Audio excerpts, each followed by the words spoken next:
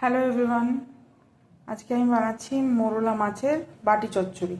তো এর মধ্যে আমি কি দেবো দেখুন। এখানে রয়েছে আমার ছোট করে কাটা আলু, এখানে রয়েছে আমার একখানা বড় পেঁয়াজ, দুটো কাঁচা লঙ্কা, টমেটো আর অল্প একটুখানি রসুন। আর এই হচ্ছে মোরলা মাছ, যার মধ্যে আমি নুন হলুদ দিয়ে এখন ম্যারিনেট করব।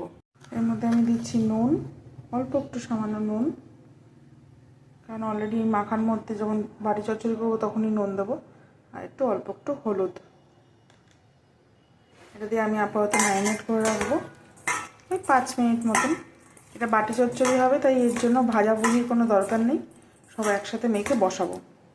আমি একবারে কড়াইয়ের মধ্যেই মাখছি।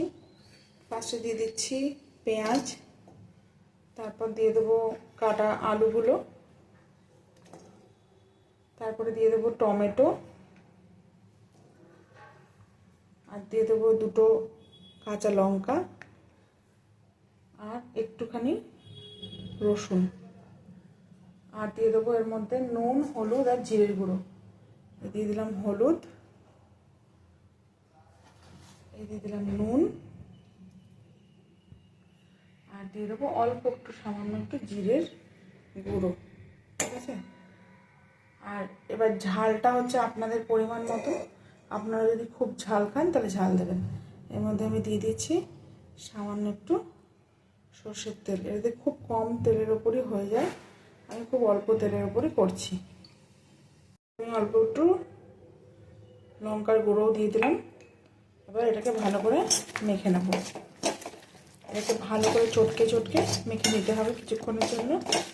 দিয়ে তারপরে এর মধ্যে মাছগুলো দিয়ে সামান্য পরিমাণে একটু জল দিয়ে ঢাকা দিয়ে বসিয়ে রাখতে হবে প্রায় 10 থেকে 15 মিনিট। এটা হচ্ছে সবথেকে সহজ পদ্ধতি এই মাছটা বানানোর। এই যে মাছগুলো দিয়ে দিলাম, দিয়ে এবার হালকা হাতে মাখবো, কারণ কি না তো মাছগুলো ভেঙে যেতে পারে। এর মধ্যে আর এক্সট্রা কোনো মশলা দেওয়ার দরকার পড়ে না, এটা খুব তাড়াতাড়ি হয়ে যায়। তাই জন্য এরপরে কিছুক্ষণ এটা ঢাকা দিয়ে রাখবো।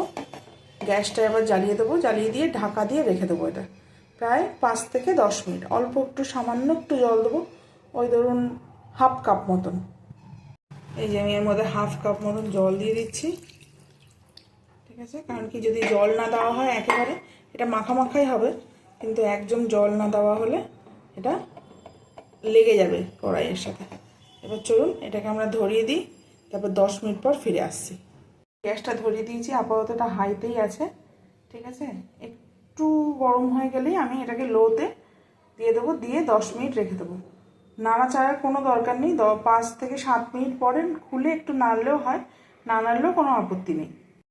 এই যে 5 মিনিট পর আমি খুলেছি। ঠিক আছে, 5 থেকে 7 মিনিট পরে মোটামুটি আলুগুলো সিদ্ধ হয়ে এসছে। জল এখন একটু আছে, তাই জন্য আমি এখন গ্যাসটা একটু কমিয়ে দিচ্ছি। এটা আস্তে আস্তে হতে থাক, আরও 5-7 মিনিট মতন হবে, তারপরে এটা আমরা নামিয়ে দেবো। অলমোস্ট হয়েই গেছে, কিন্তু আর একটু জলটা শুকিয়ে টেনে টেনে গেলে তাহলে আমরা নামিয়ে দেবো এটা।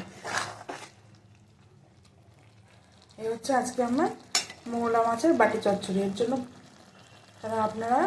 আপনারা সবাই বলেন যে কারা কারা মোরলা মাছ খেতে ভালোবাসেন, সবাই কমেন্টে লিখবেন। Thank you.